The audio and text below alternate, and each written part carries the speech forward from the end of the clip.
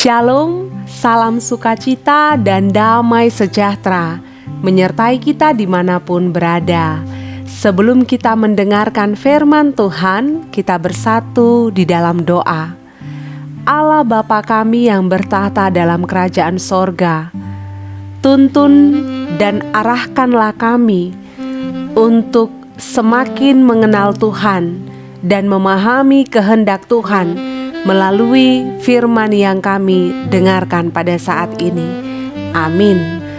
Sahabat beriman yang terkasih di dalam Tuhan, saat Daud membawa perbekalan saudara-saudaranya ke medan pertempuran ketika melawan Goliat, Daud marah karena Goliat tidak menghormati Tuhan. Ketika tidak ada satu orang pun yang mau maju berperang melawan Goliat, Daud dengan keberanian mengatakan bahwa dia bersedia. Saudara dan orang-orang tertawa dan mengejeknya. Namun Daud tidak gentar sedikit pun. Dia tetap maju walaupun orang beranggapan Daud tidak akan mampu melawan Goliat dan pasti akan mati konyol. Lalu, apakah Daud mundur atau menyerah dan membiarkan Goliat menghina Tuhannya? Tentu tidak. Malah semangatnya tidak berkurang, walaupun baju jirah tidak cocok untuk ukuran tubuhnya. Karena memang ukuran tubuh Daud tidak setinggi prajurit dan orang di sekitarnya.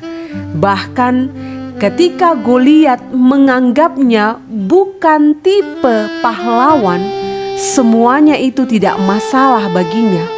Daud tetap maju dan akhirnya robohlah raksasa itu. Alasan dibalik kemenangan Daud adalah keyakinannya atas keberpihakan Allah. Seperti firman Tuhan yang tertulis dalam 1 Samuel 17 ayat 45 mengatakan, tetapi Daud berkata kepada orang Filistin itu, engkau mendatangi aku dengan pedang dan tombak dan lembing, tetapi aku mendatangi engkau dengan nama Tuhan semesta alam, Allah segala barisan Israel yang kau tantang itu.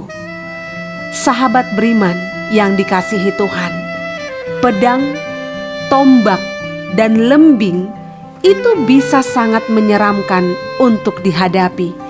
Tapi Daud tidak memerlukan itu untuk menghadapi raksasa, karena ia tahu ia punya Tuhan yang berkuasa lebih dari segalanya. Dengan lantang Daud berkata bahwa ia datang dengan nama Tuhan, dan perbuatan ajaib yang melebihi pemikiran manusia pun terjadi. Ia berhasil menumbangkan raksasa bersenjata lengkap hanya dengan batu dan umban. Sungguh tidak masuk akal. Tapi ini terjadi. Kenapa? Karena Daud datang bersama Tuhan dan menjadi pemenang karena Tuhan. Sahabat beriman yang dikasihi Tuhan, tidak bisa dipungkiri, dalam kehidupan ini kita akan senantiasa berhadapan dengan raksasa-raksasa yang siap menjatuhkan kita. Tidak peduli seraksasa apapun permasalahan atau hambatan yang merintangi kita di depan. Tidak peduli seberapa menakutkannya raksasa itu, kita bisa mengalami kemenangan melewati batas kemampuan logika manusia jika kita menghadapinya bersama dengan Tuhan. Ayub mengalami situasi yang membuat kita bergidik ngeri, tetapi ia bisa berkata, aku tahu bahwa engkau sanggup melakukan segala sesuatu dan tidak ada rencanamu yang gagal. kita bisa lihat dalam Ayub 42 ayat 2. Maka bagaimana respon kita? Apakah kita takut, gentar, atau ingin lari dari area peperangan ketika raksasa-raksasa, permasalahan, pergumulan, hambatan sedang berada di hadapan kita? Sahabat beriman yang dikasihi Tuhan, merenunglah sejenak. Lihatlah keberanian dan keberimanan Daud saat menghadapi Goliat. Maka sekarang tidak ada yang harus kita takutkan. Yang kita perlukan hanyalah hidup di dalam Tuhan, melakukan dan mengerjakan segala hal di dalam dan bersama Tuhan. Maka yakinlah Allah akan berpihak dan bertindak untuk kita. Mari katakan pada hatimu, aku akan menghadapi raksasa-raksasa yang berdiri di depanku bersama dengan Tuhanku.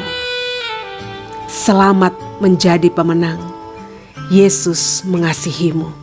Kita bersatu di dalam doa. Allah, Tuhan kami yang menyatakan kemenangan dalam kehidupan kami. Kuatkan dan teguhkanlah iman percaya kami untuk hidup di dalam kemenangan iman. Walaupun ada banyak raksasa-raksasa yang harus kami taklukkan, bersama dengan Tuhan, kami yakin kemenangan pasti akan terjadi. Amin. Shalom bagi kita semua, salam sehat, salam sukacita. Tuhan Yesus memberkati.